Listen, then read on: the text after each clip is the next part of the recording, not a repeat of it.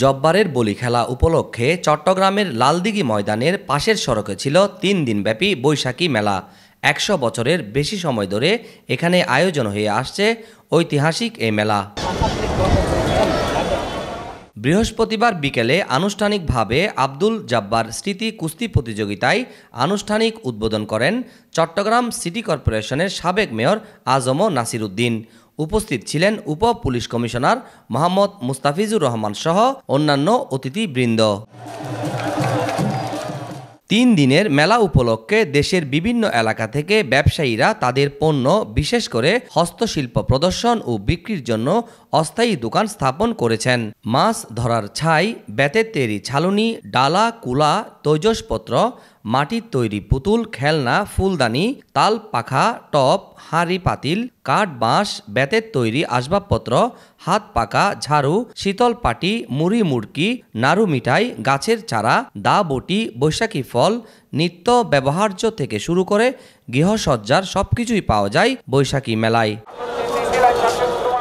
চট্টগ্রাম জেলায় মৃদু থেকে মাঝারি তাপ প্রবাহের কারণে প্রচণ্ড গরমেও মেলায় দর্শনার্থীদের উপচে পড়া ভিড় লক্ষণীয়। চট্টগ্রামের মানুষ এক বছরে সাংসারিক জীবনে যা যা দরকার ব্যক্তি নেতৃত্ব সংগ্রহ করে মেলারে আর আনন্দমুখর করিবার খেলা সৃষ্টি হয়ে দূর দূরান্ত থেকে মানুষজন আসে, বসা বিক্রি করে, আমরা কিনি। ভালো লাগছে হলো মাটির জিনিসগুলা, পুরনো ঐতিহ্যগুলা ধরে রাখছে, এটা দেখে খুবই ভালো লাগছে। আমি ছোট থেকে অনেক আশা ছিল যে জব্বরের বলি খেলা দেখব, নিজের একটা অনুভূতি, এই বলি খেলা দেখি না, খুব আনন্দ লাগতেছে, খুব সুন্দর লাগছে, কিন্তু জিনিসপত্রের দাম বেশি।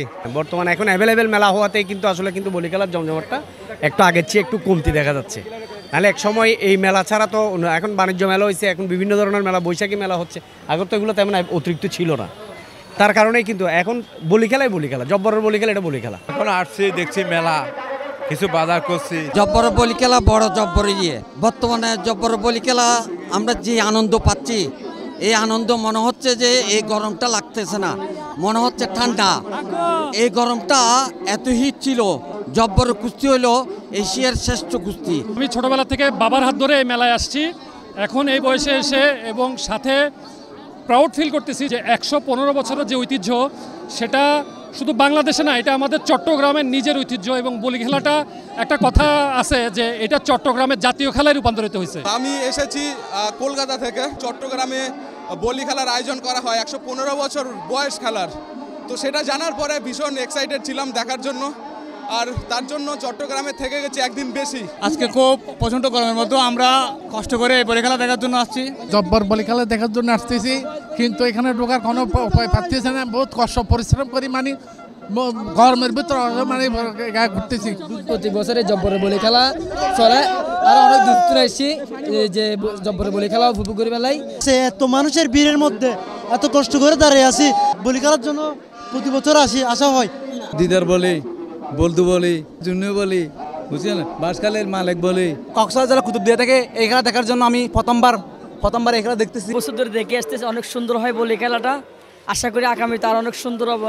আব্দুল জব্বারের বলি খেলার ১১৫তম আসরে চ্যাম্পিয়ন হয়েছেন কুমিল্লার বাঘা শরীফ। কুমিল্লা সদরের রাশেদ বলিকে পরাজিত করে তিনি চ্যাম্পিয়ন হন। প্রতিযোগিতায় ৩য় স্থান অধিকার করেছেন খাগড়াছড়ির সৃজন চাকমা। আগামী বছর যদি আসে আমি আবারও চ্যাম্পিয়নের নাম দিব, যদি আল্লাহ যদি বাঁচা রাখে, আবার সামনের বারে আবার খেলবো।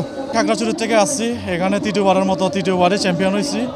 আশা করি ২০২৫ সালে চ্যাম্পিয়ন হবো হয়তো, ইনশাআল্লাহ। আমাদের ঐতিহ্য, এটা বাঙালির ঐতিহ্য, বাংলাদেশের ঐতিহ্য এবং চট্টগ্রামের ঐতিহ্য। আমরা আমাদের ঐতিহ্য হিসাবে আমরা এই প্রথমবার আমি তরুণ হিসাবে অংশগ্রহণ করেছি, আমার খুব ভালো লাগছে। এই লালডির বাড়ির খেলায় আসছি, আব্দুল জব্বরের বলি খেলায় অংশগ্রহণ করছি, আমাদের ভালো লাগে। বলি খেলা উপলক্ষে আইন শৃঙ্খলা রক্ষাকারী বাহিনীর সার্বিক নিরাপত্তা জোরদার করেছে বলে জানান এই কর্মকর্তা।